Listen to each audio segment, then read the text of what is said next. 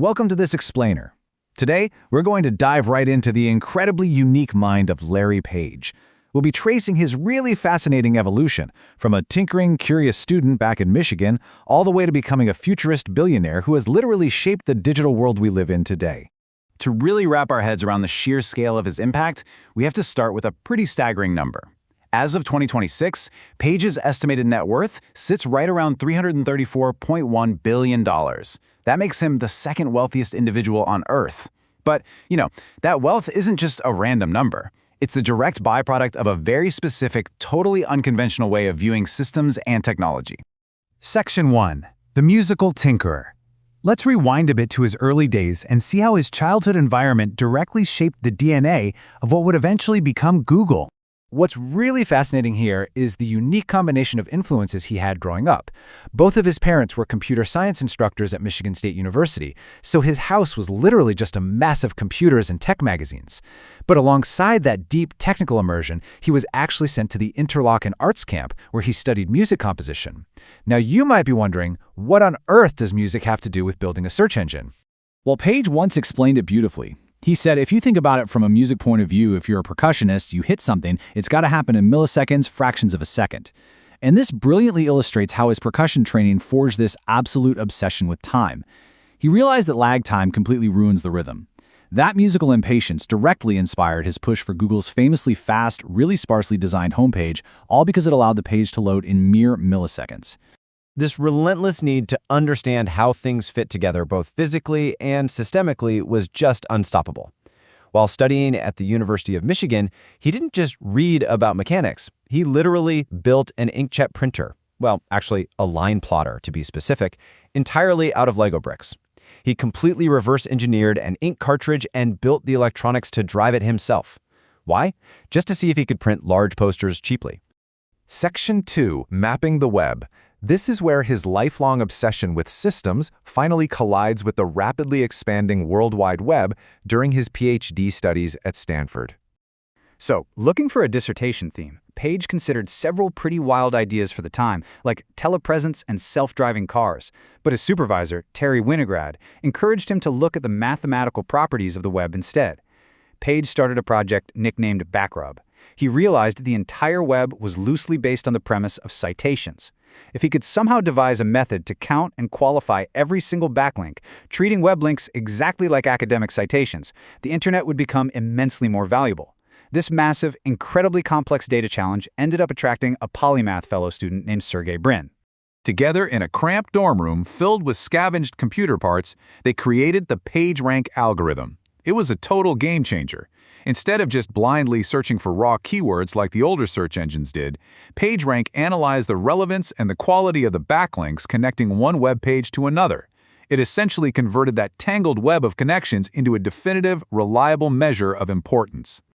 So the crucial takeaway here is that this wasn't just a slightly better tech product. It was a monumental historical leap. Authors and historians have actually likened Page and Brin's invention to Johannes Gutenberg's mechanical printing press. Just as Gutenberg mass-produced books and helped usher in the Renaissance, PageRank organized the digital universe, radically and permanently transforming how humanity accesses information. Section 3. Building the Engine. Now, let's get into the messy, chaotic early days of actually creating the company and managing its explosive expansion. The breathtaking speed of Google's rise was just unprecedented. In August 1996, the initial search engine was running on Stanford servers, and it was actually causing major problems for their infrastructure because it demanded so much computing power. By 1998, they had incorporated the company in a rented Menlo Park garage. Just 2 years later, by June 2000, they had indexed an unbelievable 1 billion URLs, officially making them the most comprehensive search engine on the web. And by 2004, a monumental IPO that made Page a billionaire at just 30 years old. To capture that kind of staggering scale, they knew they couldn't just have a small name. So they named the company after the mathematical term Google, which, if you don't know, is the number 1 followed by 100 zeros.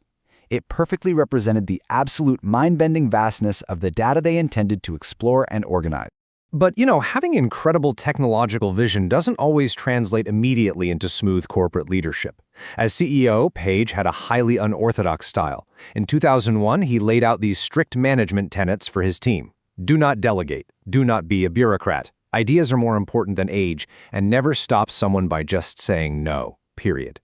He even tried to fire all of Google's project managers at one point because he absolutely did not want non-engineers supervising his engineers. As you can imagine, this caused immense internal friction.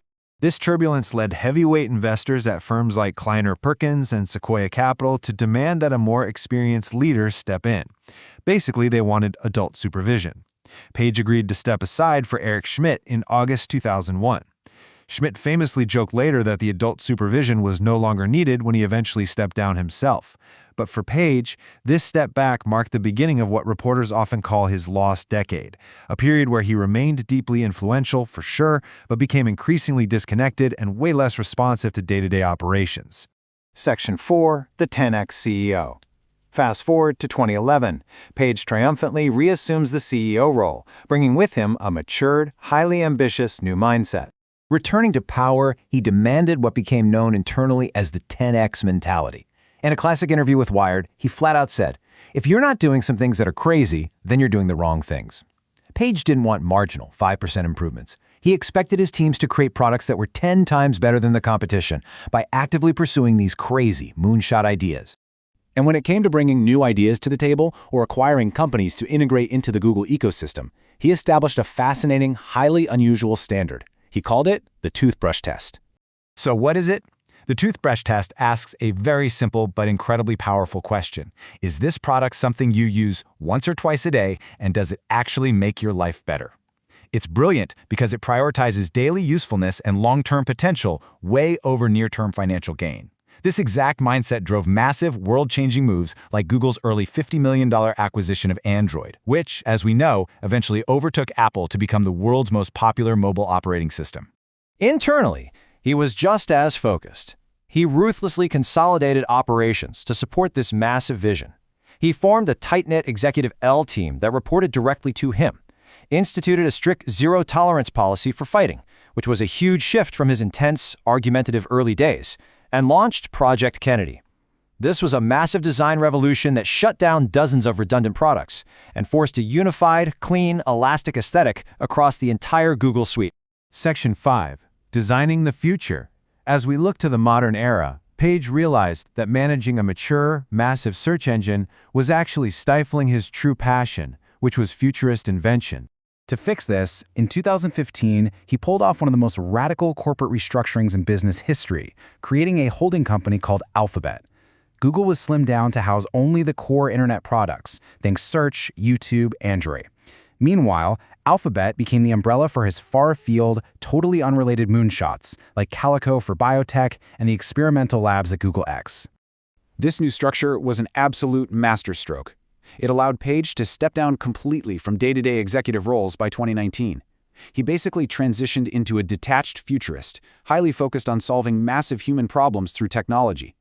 He poured investments into renewable energy, backed Calico to tackle human aging, and even invested heavily in aerial vehicles for consumer travel, like the flying car startup Kitty Hawk. He does all of this because he deeply internalized the lesson of Nikola Tesla. As he noted in a TEDx talk, invention is not enough. Tesla invented the electric power we use, but he struggled to get it out to people. You have to combine both things, invention and innovation focus, plus a company that can really commercialize things. He knows that brilliant ideas alone don't change the world. You absolutely need the commercial machinery to deliver them to people. Which leaves us with a final thought for this explainer. Larry Page combined musical timing, a tinkerer's raw curiosity, and a massive scale of ambition to completely organize human knowledge. As we stand on the shoulders of that digital infrastructure today, what crazy 10x idea might you pursue to leave your mark on the future?